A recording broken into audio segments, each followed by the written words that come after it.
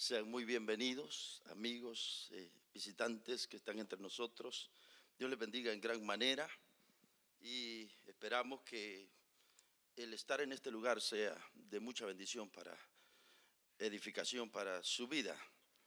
Nos hemos gozado con todo lo que ya se ha hecho hasta acá y vamos a seguir en este momento a oír la palabra de Dios, así que vamos a ir un pasaje de la Biblia. Le voy a invitar que vayamos al libro de Marcos capítulo 7.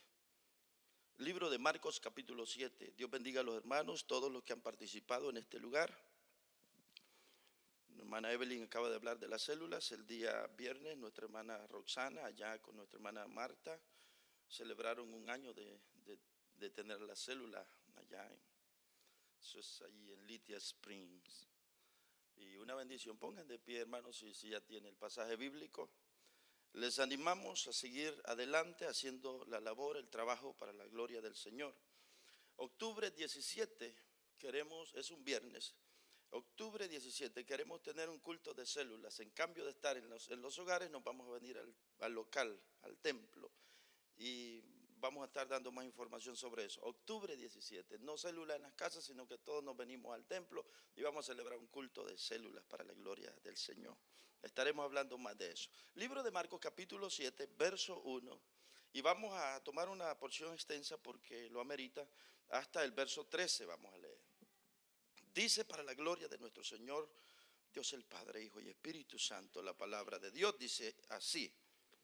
Mire la hora que es para que tomemos en cuenta eso. Son las 11:08.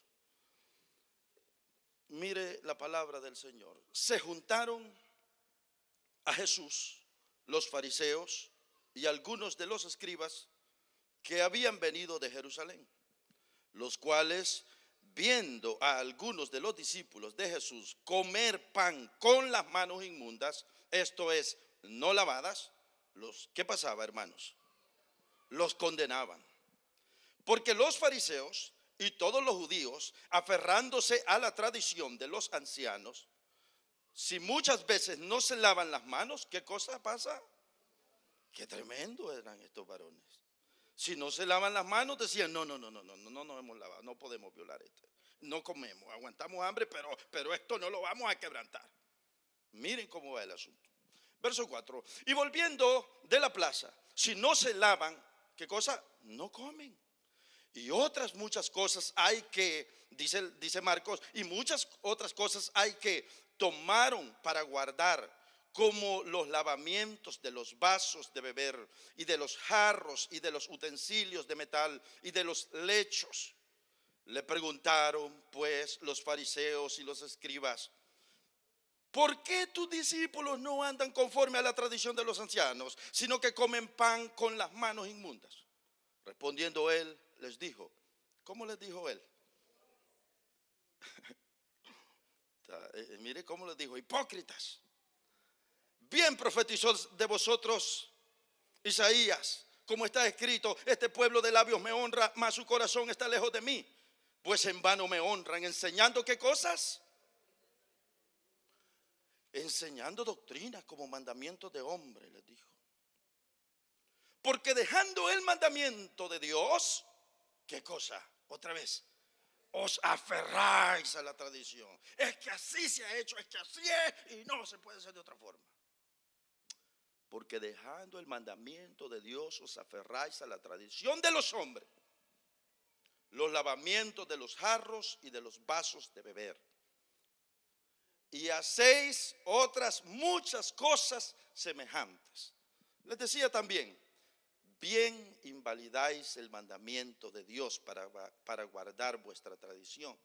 Porque Moisés dijo: honra a tu padre y a tu madre, y el que maldiga al padre y a la madre muere irremisiblemente.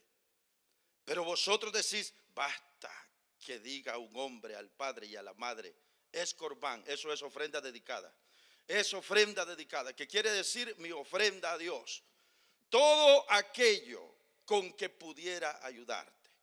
Papá no te puede ayudar, mamá no te puede ayudar, porque fíjate que he dedicado esta ofrenda para Dios, y así que Dios es más importante que ustedes, así que tienen que comprender que yo a ustedes no les voy a poder ayudar.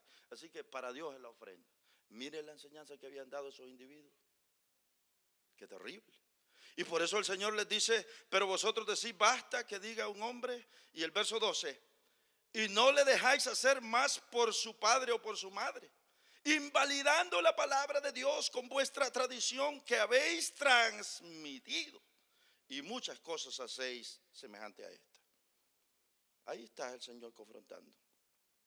Vamos a orar breve y hablamos la palabra. Señor, gracias por esta bendición que nos das. Por esta mañana, Señor, este tiempo hermoso de alabanza, de adoración, de congregación de tu pueblo. Un ambiente especial, un ambiente de alabanza, un ambiente glorioso. Gracias por la congregación, gracias por tu pueblo, gracias por todo. Gracias, Señor. Úsame para tu gloria. Que no retorne vacía la palabra. Señor, guarda mi lengua, guarda mi boca de distorsionar y decir lo que no conviene. Que yo explique tu palabra y sea esta para edificación, como, Señor, siempre intento. Para tu gloria y tu honra. Amén y amén. Tomar asiento, hermanos, por favor, y vamos a hablar la palabra del Señor. Bueno, ustedes saben que hemos estado hablando. En realidad, si fuésemos a poner un título a nuestras predicaciones, nosotros el título sería las barreras, o podríamos poner los desafíos a los cuales Jesús se enfrentó, o las barreras que Jesús venció. Podría ser las barreras que Jesús enfrentó como siervo, como líder, como trabajador en la obra del Señor, las barreras que Jesús enfrentó. Y hemos estado viendo estos domingos atrás, por ejemplo, estos últimos dos, bueno, ya van 3 y ahora 4, creo. Hemos estado viendo que entre esas barreras que Jesús enfrentó, lo primero que hallamos fue Marcos capítulo 6, verso 1 hasta el 6. Y nos encontrábamos con la incredulidad de su propia gente. Cuando fue a la sinagoga de Nazaret y la gente decía, si usted es el hijo de la María, si usted es el carpintero, ¿cómo va a ser? Y pasaban por alto los grandes milagros, no importaban los milagros, no importaba, ustedes saben todo lo que hemos visto. El punto era que, ¿cómo va a ser el Mesías? Jesús se enfrentó como barrera principal, número 1, la incredulidad. Y nos fuimos pasaje por pasaje, y aún hay mucho más que no lo terminamos, pero una barrera enorme, drástica, una gran pared que encontró, que cualquier líder se hubiese rendido en lugar de Jesús, fue la incredulidad. Pero después de la incredulidad, también hemos venido viendo que Jesús encontró otra gran barrera. Y esa otra gran barrera fue la tradición de los judíos. ¿Cuál era la tradición? Tradición quiere decir una práctica acostumbrada, una costumbre. ¿Cuál fue la segunda gran barrera? Y todavía estamos en esa. Quise extenderme, la prediqué el domingo, pero hoy otra vez. Seguimos. La gran barrera número 2 que encuentra el Señor Jesús para hacer la obra de y salvar al mundo, para traer el mensaje del evangelio, para dar el conocimiento de Dios a esta tierra, la gran barrera que encontró fue las tradiciones de los judíos. Y por la tradición de los judíos es que Jesús todo su ministerio lo desarrolló bajo un asedio continuo. A donde se movía, allá iban los individuos. A donde iba Jesús a enseñar, allá iban los líderes judíos religiosos. Lo asediaban. A donde iba, allá iban. A donde se movía, allá se movían, lo asediaban. Y todo era con un fin. Vamos a ver en qué lo agarramos. Vamos a ver. Todo su dolor, todo su problema es porque Jesús, la enseñanza de Jesús chocaba con la enseñanza de ellos. La enseñanza de ellos estaba basada no solo en la palabra, sino que la enseñanza de estos varones le habían hecho agregados a la ley, a la palabra de Dios. Y a eso se le llamaba tradición.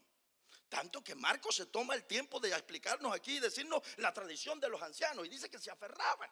Es decir, no era la ley, no era la palabra de Dios, sino que eran añadiduras a la ley.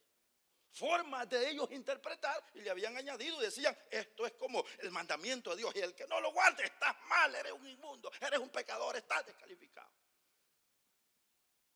Uno se da cuenta, hermanos, que la palabra de Dios tiene toda la enseñanza que necesitamos para ser mejores.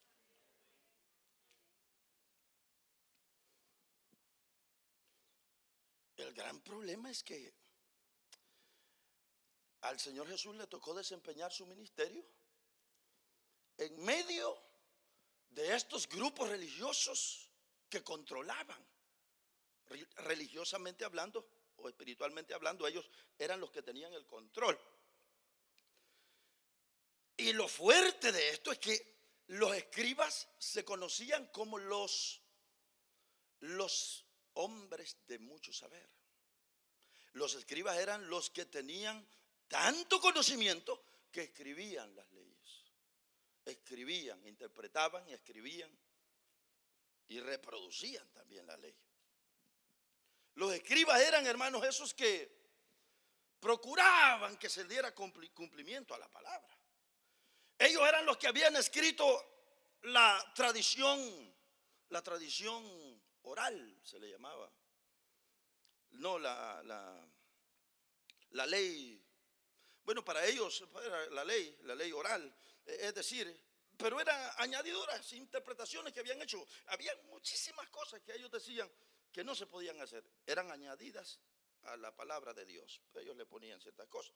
El tiempo no me da, voy a ir lo más rápido que pueda. Añadido a los escribas estaban también los fariseos. ¿Quiénes eran los fariseos? Otro grupo con gran autoridad y que se llevaban de ser los puritanos, y ellos procuraban que la gente dijera: esa persona sí se guarda para Dios, esa persona es tan santa. Ellos se cuidaban de eso y hacían que trataban de que la gente viera que ellos cumplían la palabra. En otros, debo decirlo en otros términos, que estos dos grupos religiosos siempre andaban al acecho de Jesús, porque a ellos les molestaba que la enseñanza de Jesús venía, hermanos, y chocaba con estas tradiciones, porque esto no era palabra de Dios, sino que eran mandamientos de hombre, como hemos leído. Y como obviamente, y como ellos la habían escrito, los escribas, ellos se sentían, hermanos, ¿cómo se sentían? Desafiados. Ellos sentían que Jesús venía con una nueva enseñanza, que Jesús no se sometía ni se alineaba a la enseñanza de ellos, y entonces ellos se sentían desafiados. Otra cosa, cuando Jesús viene, a donde iba hacía milagros, y como hacía milagros, la popularidad del Señor Jesús empezó a crecer y a crecer. Aparecía allá por Nazaret, allá por Capernaum, allá por el endemoniado gadareno, allá a la orilla del lago, por Betsaida y todo esto, y todo lo que hacía allá, la gente de todo el país lo escuchaba. Y como todo el país escuchaba los milagros que Jesús hacía, todo el país estaba convulsionado por lo que Jesús había hecho, y entonces todo el mundo hablaba de que Jesús hacía milagros. Que había un varón que hacía milagros, que hacía sanidades, que había multiplicado los panes, que es el milagro que recientemente había hecho aquí. Había multiplicado los panes, había dado alimento a multitud, más de 5,000 personas, y todo esto lo escuchaba la gente. Entonces los escribas y los fariseos, que son los que se mencionan aquí, al conocer y escuchar que Jesús es famoso, que está creciendo en popularidad, ellos se sentían que la influencia de ellos como líderes religiosos estaba siendo desafiada primeramente. Número 2, estaba menguando. Y número 3, ante el pueblo estaban quedando como: bueno, entonces lo que estos enseñan no está muy, ¿verdad? Es decir, Jesús, cuando viene con sus milagros y con su enseñanza y con todo lo que hace, los está dejando mal a ellos. Mal. Esto originó algo en estos líderes. Resulta que la base central de estos líderes estaba en la capital de Israel, que la capital era Jerusalén. Y en Jerusalén estaba la mera crema, como nosotros decimos. Allá es donde estaban los grandes de estos grupos religiosos.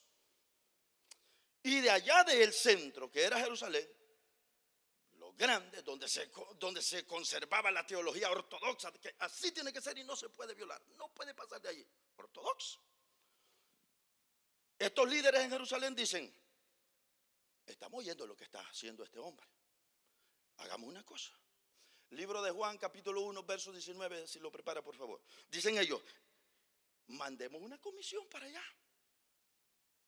Mandemos una comisión, que vayan a ver. Esto le hicieron a Juan el Bautista también.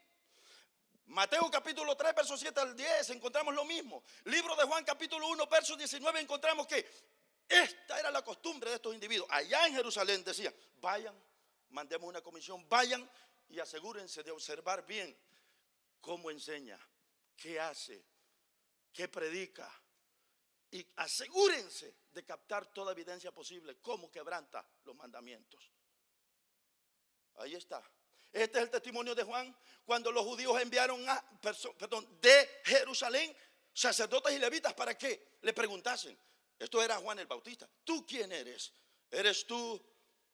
Seguimos un poquito, hasta 22.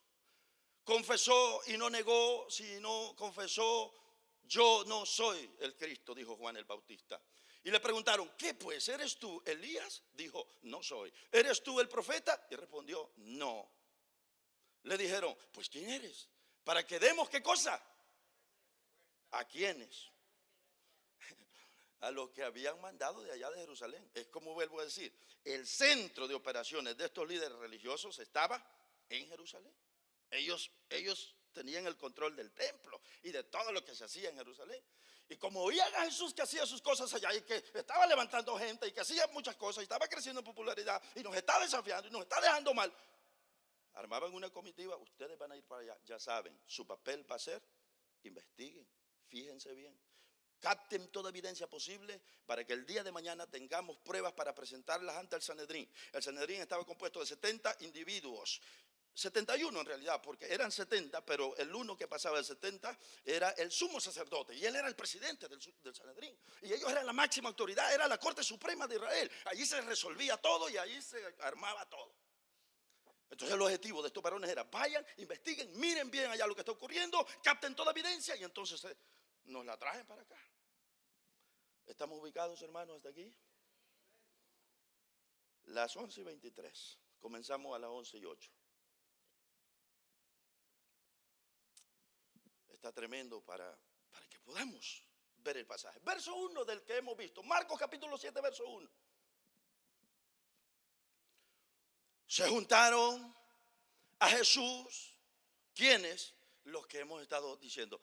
Los fariseos y algunos de los escribas que habían venido ¿de dónde? De Jerusalén habían venido, lo que estamos diciendo aquí.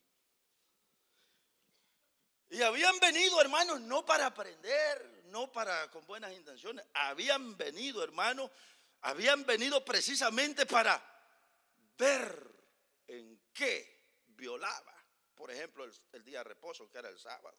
Habían venido para ver qué enseñaba, qué milagros hacía, qué predicaba. Y todo con un fin, llevar la información a sus jefes a Jerusalén. Ese era el objetivo. Adquirir pruebas para que el día de mañana, cosa que así fue, y lo mataron. El día de mañana acusarlo ante el Sanedrín, libro de Marcos capítulo 14. Lo llevaron ahí y le daban de bofetada. El sumo sacerdote le decía, no vas a responder, eres tú. ¿Hasta cuándo nos vas a turbar con esto? Dinos, eres tú o esperamos a otro. Tú lo has dicho. Cuando él dijo, tú lo has dicho, y ustedes saben la historia de todo lo que ocurrió. Es decir, esta gente desde el inicio del ministerio de Jesús anduvo buscando pruebas, porque el día de mañana lo vamos a ocupar y con esto lo vamos a acusar y con esto lo vamos a matar. Ahí tenemos a la gente venida de Jerusalén. Número 2, versículo número 2, ¿qué dice?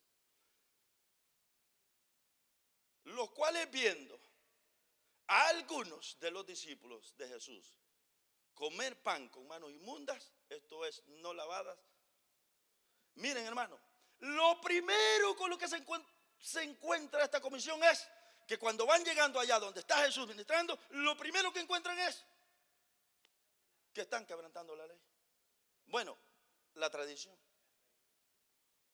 Lo primero que ellos se dan cuenta, y miren, te das cuenta, exactamente lo que decían. Mira cómo quebrantan la ley, mira cómo comen el pan y no se lavan las manos. Están quebrantando la ley.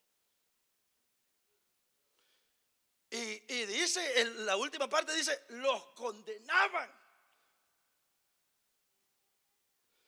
Aquí no se confunda a nadie pensando que el asunto era, la acusación era porque son sucios, no se lavan las manos para comer. Es decir, asuntos de higiene. No, nada que ver. Aquí el asunto tenía que ver con prácticas religiosas. Tenía que ver con la tradición, tenía que ver con los ritos, con las prácticas, con las creencias de ellos. Entonces lo primero que miran es, te das cuenta, es verdad lo que se decía, quebrantan los mandamientos, quebrantan la ley. Encontraron defectos en Jesús, en los discípulos. Y a Jesús también lo cuestionaron. Más adelantito le dice: ¿por qué tus discípulos no se lavan las manos antes de comer? Si tú eres el rabino, no que tú eres el maestro, tú andas al frente de ellos, se espera que tú, siendo el maestro, les obligues, les enseñes y no permitas este quebrantamiento si tú eres maestro. Eso le están diciendo.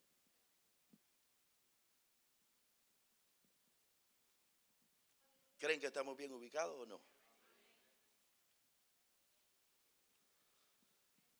Versos 3 y 4, Marcos se toma el tiempo porque él sabía que nosotros, usted y yo, desconocemos las costumbres judías.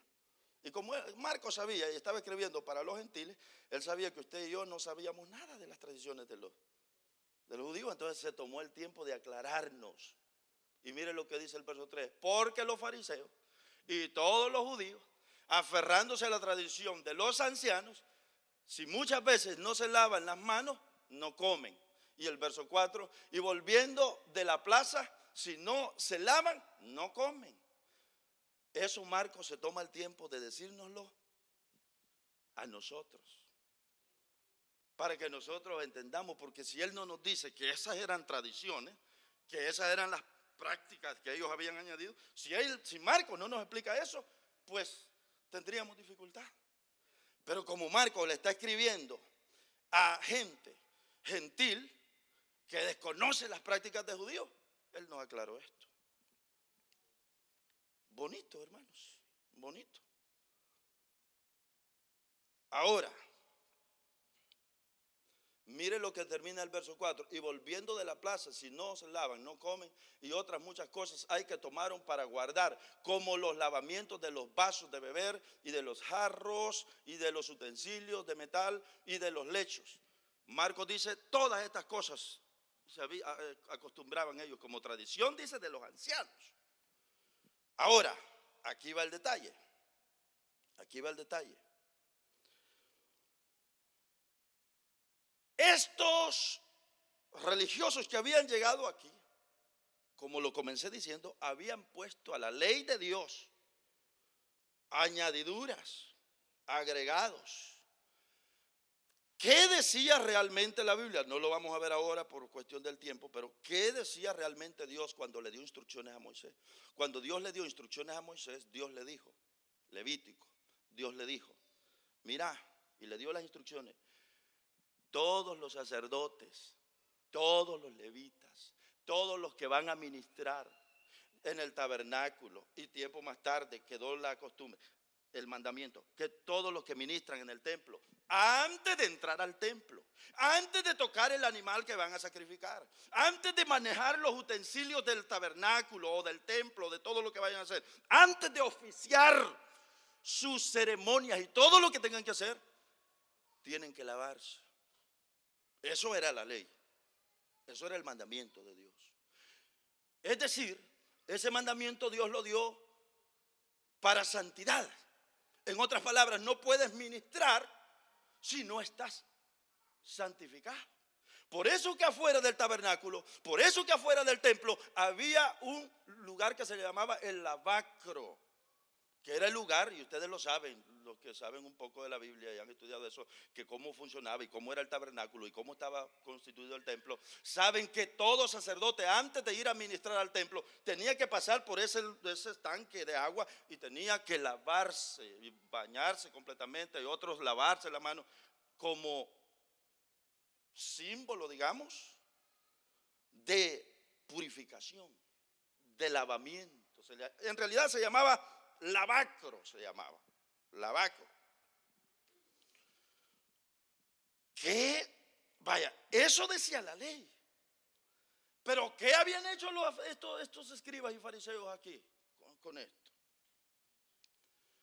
Que habían tomado aquel pasaje que Dios había dado a Moisés como mandamiento de cómo se debía de administrar las cosas santas, y hermanos, lo habían traído y le habían añadido, y ellos querían que toda la gente de Israel hiciera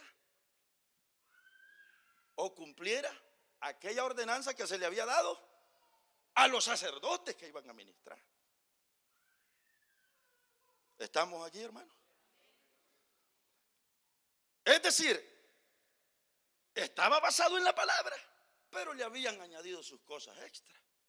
Porque el mandamiento era para los que ministran en el altar. Y se dieron instrucciones cómo debía de ser.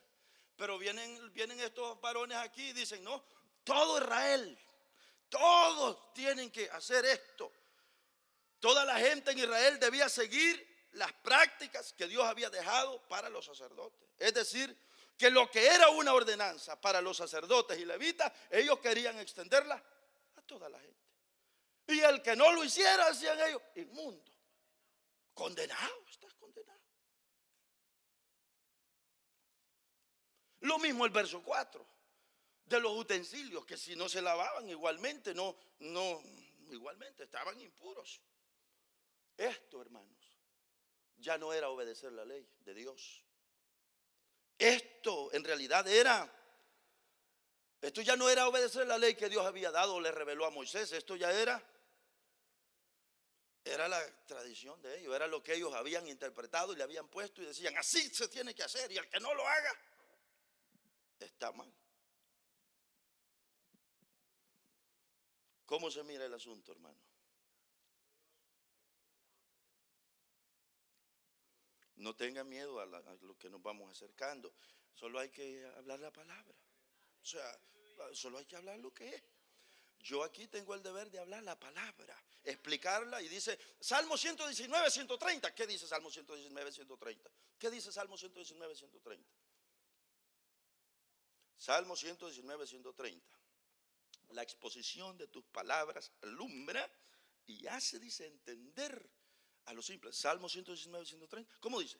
La exposición de tus palabras alumbra y hace entender a los simples. De eso se trata, explicar la palabra. Que la entendamos, que nos alumbre el entendimiento, que aprendamos, que como creyentes, que como hijos de Dios, crezcamos cada vez. Y que seamos mejores, que nuestra fuente de dependencia sea la palabra y no mandamientos, no inventos. Ese es el objetivo de la exposición. Así que nadie se aflija con qué va a salir este hombre hoy. No se aflijan con eso. Es la palabra lo que estamos hablando. Ya tenemos claro cómo lo que he dicho, cómo estaban las cosas. Ahora, vean, ¿cuál era la intención de estos fariseos y escribas al añadir estas cosas? ¿Cuál cree usted que era la intención de ellos? ¿Saben cuál era la intención? Que el pueblo tuviera una mejor forma de reverenciar a Dios. Esa era la intención de ellos. Que el pueblo entero tuviera una mejor forma de temer a Dios, de conectarse con Dios. Es decir, esa era la intención. Porque si le vamos a ver, hermano, realmente lo que ellos estaban procurando es que todo judío viviera como vivía un ministro. Ellos querían, estos varones querían, con su añadidura, querían que todo Israel viviera como vivían los sacerdotes. Es decir, su intención era buena. Su intención era buena. Si nos vamos a ver en cuanto a los utensilios y lo que lavaban, todo ahí, ellos querían que cada casa se convirtiera como en un templo. Es decir, ellos lo que buscaban era santidad. El fin era santidad. Si nosotros le miramos hasta este momento, usted le encuentra que la intención es genial, hombre, genial, genial. Si esto se hubiese logrado, que los judíos hubieran vivido como ministros, cada uno en su casa, es decir, hermano, es como que hoy día nosotros nos dijera, toditos los que estamos aquí, vamos a vivir como si tú fueras un ministro de Dios, un pastor, digamos. Imagínese que usted viviera como viven los pastores y que su casa fuera como es en la iglesia. Eso es lo que ellos están buscando aquí. ¿No creen que fuera una tremenda bendición? Usted en su casa hiciera cultos, tuviera devocionales, tuviera tiempos de oración, tiempos de lectura de la palabra. Si su casa fuera como es la iglesia, olvídese. En gran avivamiento estuviéramos aquí. Y si usted viviera como viven los hombres de Dios, que todos los días en oración, días en la semana se apartan sus días de consagración y están en ayuno consagrado. Y si todos viviéramos así, ¿cómo creen que estuviéramos aquí? Mire, esa era la intención de estos varoncitos aquí. O sea, la intención de ellos era buena. Buena era la intención de ellos. Que todo Israel viviera como si fuera un sacerdote. Qué hermoso hubiera sido que eso se hubiera logrado. Eso, qué maravilla, qué maravilla. Por eso que las tradiciones no son malas, hermanos. ¿Sabe qué es una tradición? Una costumbre. Y las costumbres no es que todas sean malas. No es que todas sean malas. Y ni surgieron y no se inventaron como con el fin de hacer daño. No, no. Siempre se inventaron con el fin de que fuéramos mejores. Así ha sido y así fue. El gran problema es cuando caemos como estos varones aquí, que las tradiciones resulta que no son la palabra de Dios. Y las defendemos y hacemos como estos varones que se aferraban a las tradiciones y al fin de cuentas se le da más peso que a la propia palabra del Señor. Se toma la tradición como igual que la palabra. No, porque esto era así y así se ha hecho siempre y así se dijo y esto no se puede violar. Y ponemos a la par de la palabra de Dios la costumbre. Y hay casos en que la costumbre se levanta más que la misma palabra de Dios. Y no, porque eso Dios guarde, se debió el pastor, arruinó la cosa, este pastor va de mal en peor, cosas así. ¿Cuándo pasa eso? Cuando a la tradición o a la costumbre le damos más peso que a la palabra de Dios. Cuando se confunde la palabra, ¿con qué? Con los mandamientos de hombre. Eso había pasado aquí. Se habían confundido estos varones y le habían dado tanto peso a las tradiciones que la veían más que la palabra. Violar esas tradiciones o esa costumbre era, ahí tenemos que fueron y vieron a los varones comiendo con las manos sin lavarse y dijeron, están condenados estos.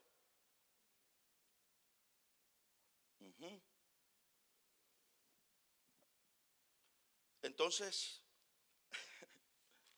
esto es un problema.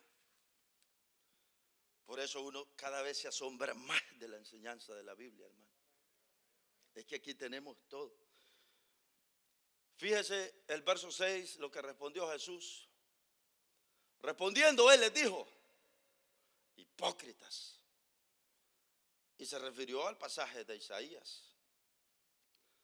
Hipócritas les dijo. Ustedes lo que están es actuando. Y todavía dice el verso 7, pues en vano me honran enseñando como doctrina mandamientos de hombre. Claro, porque estos varones enseñaban, es que el que viola, el que no cumple esto. Y a Jesús le daban a entender, tú eres el primero, tú eres el rabí, eres el maestro de esto. ¿Y por qué dejas que ellos coman los panes sin lavarse las manos? Si se supone que tú eres el maestro. O sea, lo que estaban viendo en Jesús era alguien que violaba su propia ley. Verso 8 dice así, rápidamente vamos a ir verso 8. Porque dejando el mandamiento de Dios, os aferráis a la tradición de los hombres. Los lavamientos de los jarros, de los vasos de beber y hacéis otras muchas cosas semejantes.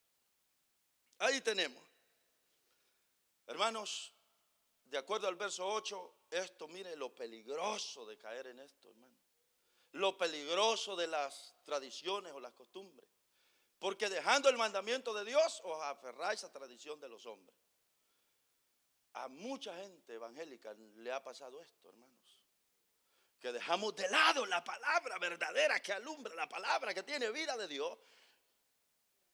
Pero cuidadito con que vayas a violar esto aquí, porque aquí así se ha hecho y porque aquí esto. Y a veces ese mandamiento que se tiene ahí, lo hizo alguien que tal vez, claro, lo hizo con la mejor intención, igual que estos varones aquí, de que todo Israel viviera como un ministro. Así pasa hoy día, lo hacen con las mejores intenciones, pero a la realidad lo que vienen a ponerle es un problema a la gente. Y le dan más validez a eso que a la palabra de Dios. Y este es el grande peligro de las tradiciones. ¿No ve usted que por las tradiciones hay gente evangélica que odia a otro evangélico? A ver, ¿no es cierto eso? Por eso se condena a otra gente, hijos del diablo. No es cierto eso, hermanos. Hijos del diablo, no ha nacido de nuevo. Si esa es una pagana. A ver, yo le pregunto, cuando actuamos así, ¿de dónde sale eso?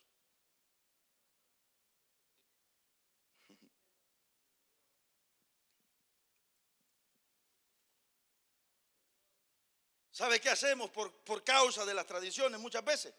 Lo mismo que estos varones, descalificamos a otros y decimos, no hombre, ese no ha nacido de nuevo. ¿Y sabe por qué lo hacemos? Por defender lo que a nosotros nos enseñaron, nuestras tradiciones. No estoy hablando de la doctrina, la doctrina no tiene que ver en lo que estamos hablando aquí. Estamos hablando que a veces nos metemos en problemas y hasta odiamos a otra gente. Si ha habido gente, hermano, que hasta ni le habla a otro de otra iglesia porque aquellos son del mundo. Porque aquellos no son aquí, porque aquellos. ¿Por qué hacemos eso? Porque a nosotros nos enseñaron que lo que nos enseñaron a nosotros, eso era lo correcto. Y sentimos que lo que a nosotros nos enseñaron, el que viene con algo diferente, es hijo del diablo. Por favor.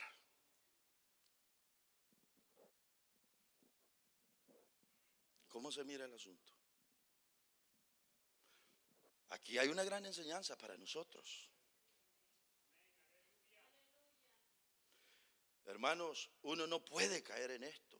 Y si vemos el verso 9 y 10, cuando les continúa diciendo lo que invalidaban, pero creo que no me voy a ir ahí por causa de no cansar mucho, porque verdad el tiempo, pero no porque no haya tiempo, hay tiempo. El problema es que, como hemos dicho, es que la mente cansa. O sea, no todos estamos en la misma disposición de aguantar una hora a un predicador, no digamos hora y media.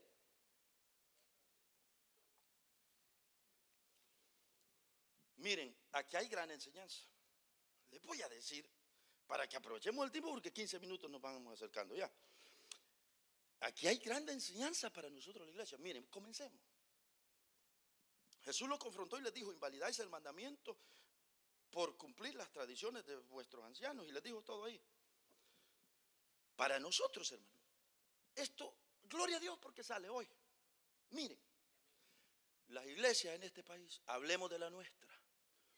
En nuestra iglesia está compuesta de gente de El Salvador, de Guatemala, de México, de Honduras, de República Dominicana. ¿O no es así?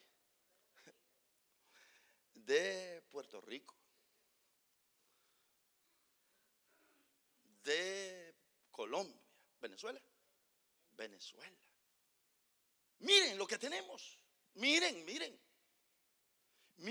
gente que fue formada en diferentes contextos. Gente que la formó un hombre de Dios, pero a usted lo formaron dentro de otro contexto, en otro sacrosanto tiempo. No había ni tecnología cuando a usted lo formaron. Era fácil pasar el día en el monte. Para muchos mire, hermanos, cuando yo fui evangélico, bueno, les he contado que yo nací bajo un matrimonio cristiano y yo acostumbraba, soy un hombre rural, del campo, y yo acostumbraba ir a tirar a los pajaritos. Era una de mis entretenimientos, pero allá en el monte, allá me arrodillaba y pasaba mis tiempos orando en la montaña. Allí hablaba lenguas, allí cuánta cosa. Recuerdo cómo me temblaba el cuerpo y yo sentía la presencia de Dios, no me aguantaba que llegara el culto. Eran tiempos tremendos, hermano. Usted a veces andaba lejos y de lejos escuchaba la otra iglesia por allá y se unía a cantar y se unía a la adoración. Una vida de santidad, hermano. Que ayuno para no sé dónde, que vigilia para no sé dónde, que campaña no sé dónde. Una vida de santidad. No había teléfono. No estaba industrializado como está hoy. El día fácil me lo pasaba pescando en el río. Y bien santo, bien santo. Otras veces me lo pasaba, le digo, en el monte y todo eso. Santo el hombre. En la noche los cultos eran de fuego. Pero ni existía estos asuntos. Televisión. Era poco lo que tenían televisión. ¿Se da cuenta, hermano, dónde fuimos formados nosotros? Y muchos de los que estamos aquí fuimos formados dentro de contextos que no se parecen nada al de hoy. Ahora, eso no es ningún problema. Usted guárdeselo como se fue formado. Ahora vengo a decirle lo que sí es un problema. ¿Cuál es el problema, pastor? Que usted venga hoy a esta iglesia donde está compuesto de El Salvador, de Guatemala, de Honduras, de México, de Venezuela, de República Dominicana y de todos los que ya le dije. Y usted venga a decir aquí, es que en mis tiempos no era así. Es que en esta iglesia, es que aquí las cosas no pasan como Dios quiere que se hagan. Es que aquí las cosas no son. Y me saca a su pastor, a su iglesia, a su líder, a su formación de hace 1500 años. Y usted quiere que esta iglesia sea igual a la suya de allá. Allá donde creció. ¿Qué le parece, hermano?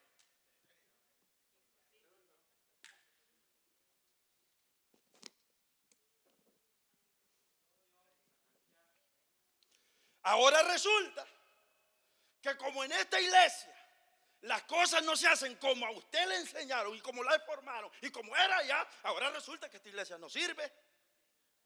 Que esta iglesia, ese pastor está desviado de la doctrina. Ahora resulta que ese hombre no es un hombre de Dios. Ahora resulta que aquí.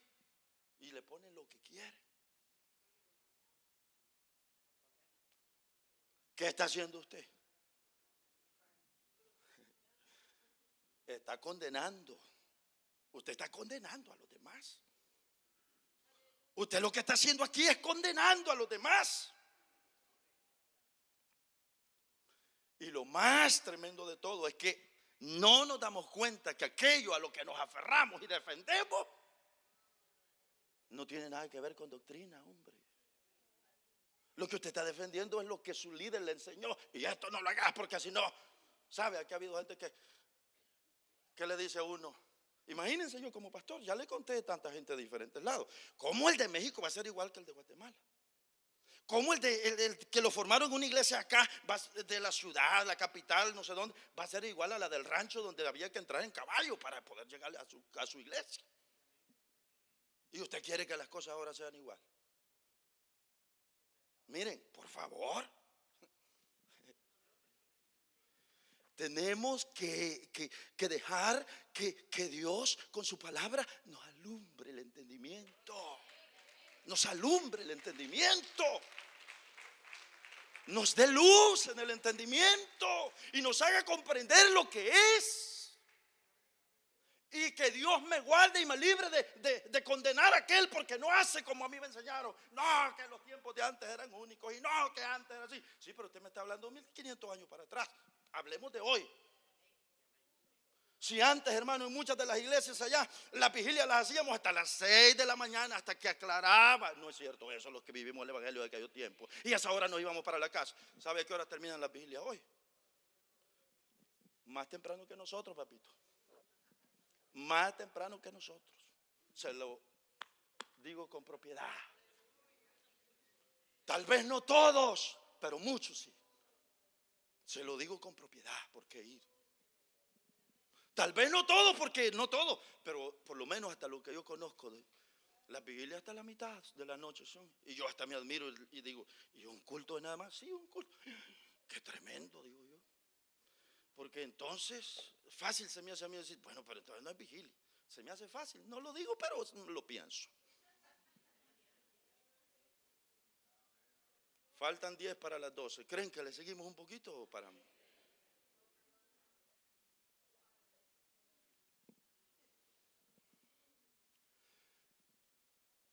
Quizás aquí hay gente que el lugar donde iba eran los cultos de 4 horas.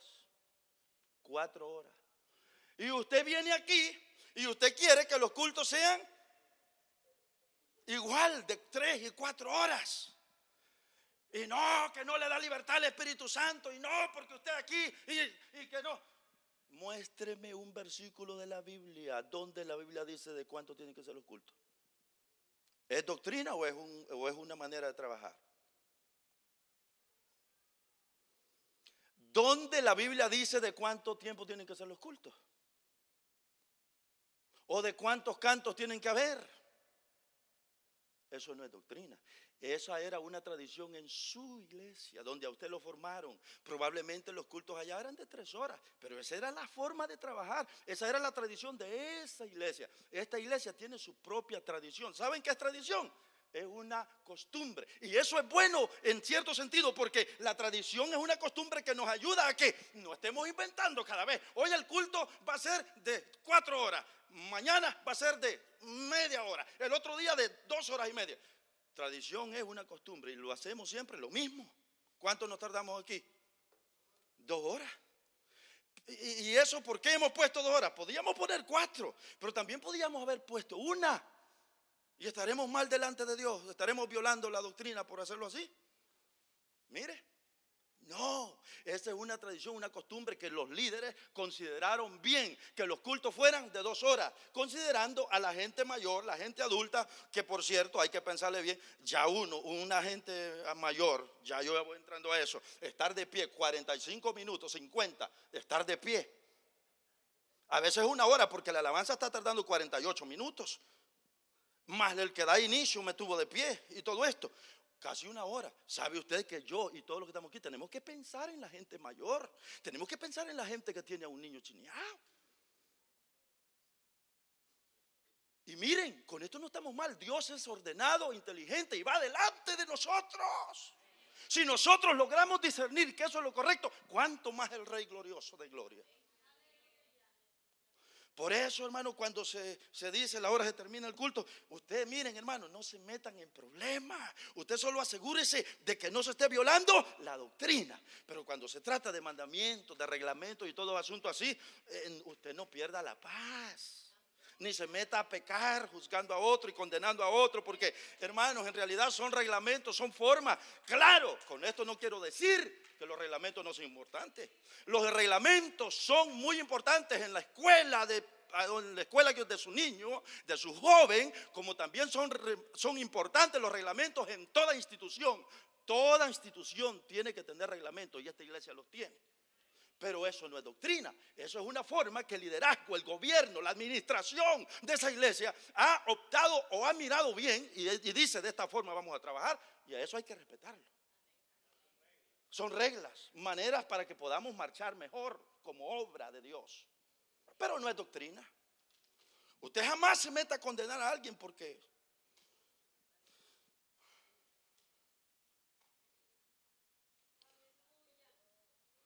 esto es enseñanza para nosotros. Hay gente, miren hermano, aquí hay gente que si por ello fuera, no dejáramos subir a alguien que no vino durante la semana, que no vino durante la semana al culto. Y dicen, allá mi pastor no era así. Mi pastor, si no llegaban entre semanas, no le permitía que subieran. Pues sí, pero es que eso era allá en su cantón, en su rancho, en su lugar. El problema es que aquí no estamos en el rancho ni en aquellos tiempos. A veces hemos tratado gente que hemos tenido unas prácticas tremendas y después de que uno les mira lo malo, uno termina diciendo, wow, la verdad que te admiro como estás aquí, mano. Uno termina diciendo, wow, fácil es uno para igual que estos varones llegaron allá condenando a los discípulos del Señor porque no se lavaban las manos.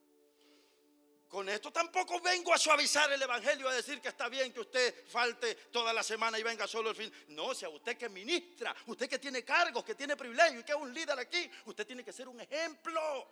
Los días miércoles que aquí tenemos cultos normales, usted debería de sernos un ejemplo. A la hora que está aquí al frente y que está hablando aquí, usted tendría autoridad para hablarlo y le creemos lo que nos dice. Pero si usted no aparece y viene a querernos meter a lo que usted está haciendo aquí, no, hombre, yo lo que quiero es que termine.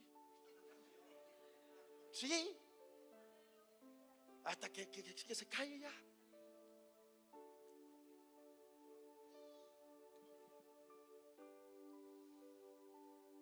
¿Cómo va a querer venir a meter a todo el mundo aquí cuando usted no está ni en una oración, ni en un culto del miércoles, ni en una? ¿Cómo es eso? Y me va a venir a decir, métase y métase. Pues sí, ¿dónde estaba cuando yo estaba el lunes aquí? ¿Y dónde estaba cuando yo estaba el miércoles aquí? ¿Y dónde estaba cuando yo estaba el sábado en la mañana aquí? ¿Y dónde estaba cuando yo estaba el sábado en la tarde aquí también? Y ahora viene a decirme, métase, métase. No, al que le tienen que decir métase es a usted.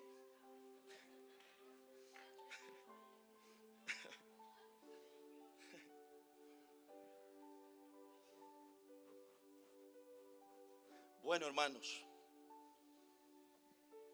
¿no creen que en la palabra de Dios hay enseñanza suficiente para? Miren, hermanos, nunca caigamos en el error de estos varones de hacérsenos a nosotros fácil de condenar a otro porque no está cumpliendo las cosas como. No se nos haga fácil. Y lo que es mejor, y se lo voy a pedir de favor, no seamos problemáticos porque no se hace como allá en su lugar se hacía. No seamos problemáticos. A veces nos volvemos problemáticos. ¿Por qué? Porque no se hace como allá. Es que allá era así, es que allá era esto, es que allá. Solo lo malo le ve a la iglesia donde estamos. Véale lo bueno. Véale lo que edifica. Veámosle lo que hace bien, hermanos.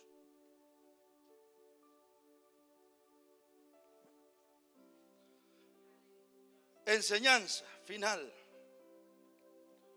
Debemos de preguntarnos siempre, ¿es esto una tradición o es esto doctrina? ¿Es esto una tradición o es esto palabra de Dios?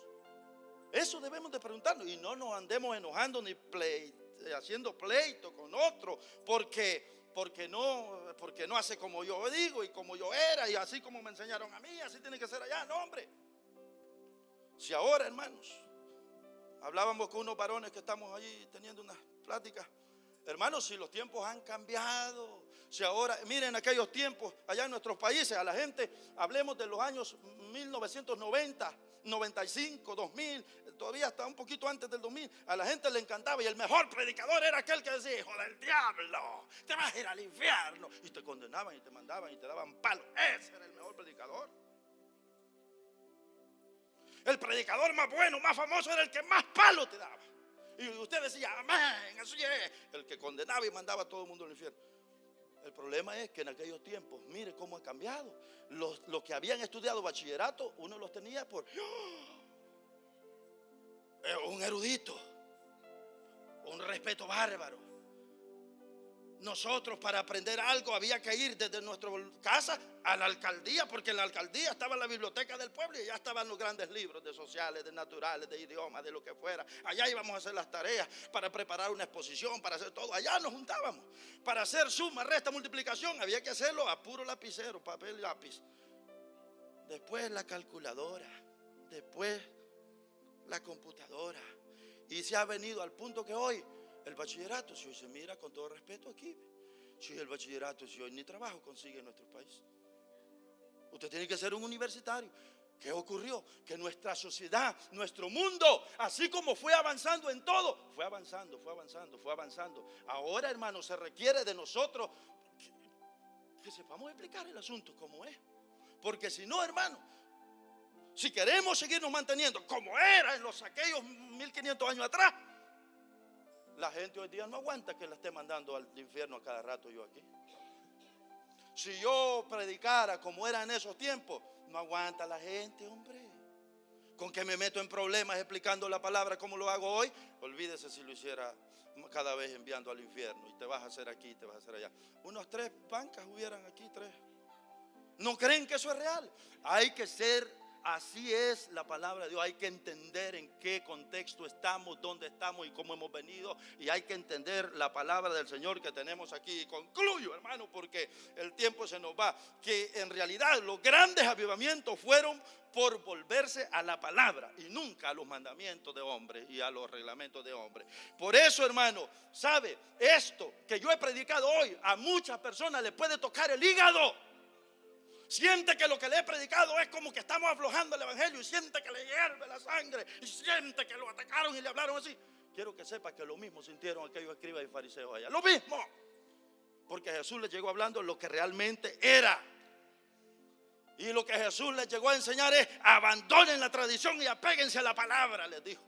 Y sabe, hermano, abandonar las tradiciones, dejar lo que hemos estado hablando ahora y a tratar de pegarnos a la palabra, requiere valentía, se requiere amar a Dios, se requiere de verdad tener humildad, para que yo, que he sido formado con una costumbre desde que era niño, y venga otro a decirme estas verdades y me diga: tienes que cambiar, Rigoberto, tienes que ver las cosas como son, tienes que alumbrar tu mente, deja que el Espíritu Santo te alumbre. Para que yo acepte eso, tengo que ser humilde. Muchas personas cierra el corazón y no deja penetrar esta palabra porque le falta la humildad. Se aferra a la tradición como aquellos varoncitos allá, y que si no es como usted dice y le enseñaron, está condenado, le dijeron aquellos discípulos. ¿Cómo ven? Voy a invitar a estar de pie para que ya, hoy hace falta ponerse de pie.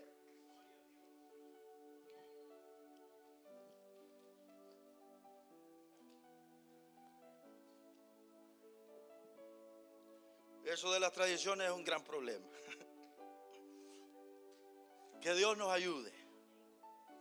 Que Dios nos ayude y nos apeguemos a la palabra, a la palabra, a la palabra. Gloria a Dios. Gloria a Dios.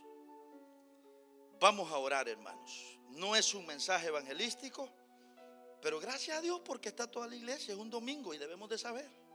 El día de mañana que usted sea tentado a juzgar, a criticar, que aquí no es como allá, acuérdese lo que dije hoy, que esta iglesia es una iglesia multicultural. Qué bueno fuera que todos los que estuviéramos aquí fueran de su cantón, de la iglesia donde usted era. Qué bueno fuera. Pero este varoncito aquí, este pastorcito acá, este varón se enfrenta a 1000 desafíos, a 1000 cosas que a usted ni le cruzan por la mente. Este varón sí sabe a lo que se enfrenta, y le hablo con propiedad. Así que el día de mañana, cuando se le haga fácil decir quiero que sea como allá, recuérdese que no estamos en la iglesia donde solo eran salvadoreños y que solo eran de su cantón. Aquí estamos en otro lado. Y aquí lo que nos debe de unir es la palabra, la doctrina. La doctrina. Señor, te doy gracias esta mañana por la enseñanza de tu palabra. Gracias, Señor, por tu palabra. Gracias por estos pasajes que quedaron allí, Señor. Ahora me doy cuenta, Señor, los grandes retos que tú enfrentaste, las grandes barreras que tú enfrentaste como siervo de Dios, como líder, como siervo, como hombre que venías a hacer la obra misionera. Qué tremendas barreras las que enfrentaste, Señor. Allá estaba la incredulidad, luego la tradición de aquellos ancianos. Pero gracias porque no te rendiste. Gracias porque no fuiste cobarde, Señor, y enfrentaste a aquellos tan tremendos y rompías las tradiciones porque no eran la palabra, porque invalidaban la palabra, Señor, cumpliendo las tradiciones de ellos. Gracias porque nos has dejado enseñanza, Señor. Gracias porque tú seguiste adelante y venciste aquella barrera, la superaste. Nosotros hoy podemos, Señor, gozar de este evangelio. El evangelio llegó a nosotros y hoy somos salvos por tu gracia. Gracias por nuestra salvación. Gracias porque somos salvos. Gracias porque el evangelio llegó. Gracias porque nos alcanzó tu salvación. Esta buena noticia llegó gracias a que tú venciste aquella barrera. Gracias, Señor. Gracias porque no te rendiste y ahora hay salvación. Las puertas de la salvación se abren a todo aquel que quiera hoy. Gracias, Señor, muchas gracias. Si a esta reunión ha venido una persona, si hay alguien en esta reunión que sí es cierto, el mensaje no es evangelístico, pero si ha venido una persona que reconoce que necesita a Jesús en su corazón, yo le invito a que venga a Cristo.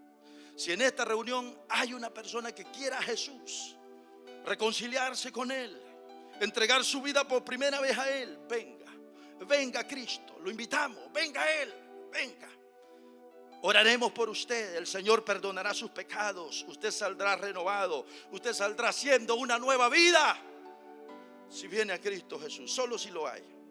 Si hay alguien en esta reunión que quiera recibir a Jesús, quizás es primera vez, o quizás sea que se ha apartado, pero necesita reconciliarse, le invito a que venga al Señor si lo hay. No se vaya sin la oportunidad. Pero si no lo hay, también les decimos bienvenidos todos. Bienvenidos todos. Gracias, Señor, por tu palabra. Gracias por el culto. Gracias por todo. Amén, amén y amén. Tomen asiento, hermanos y amigos. Gracias por su tiempo y atención.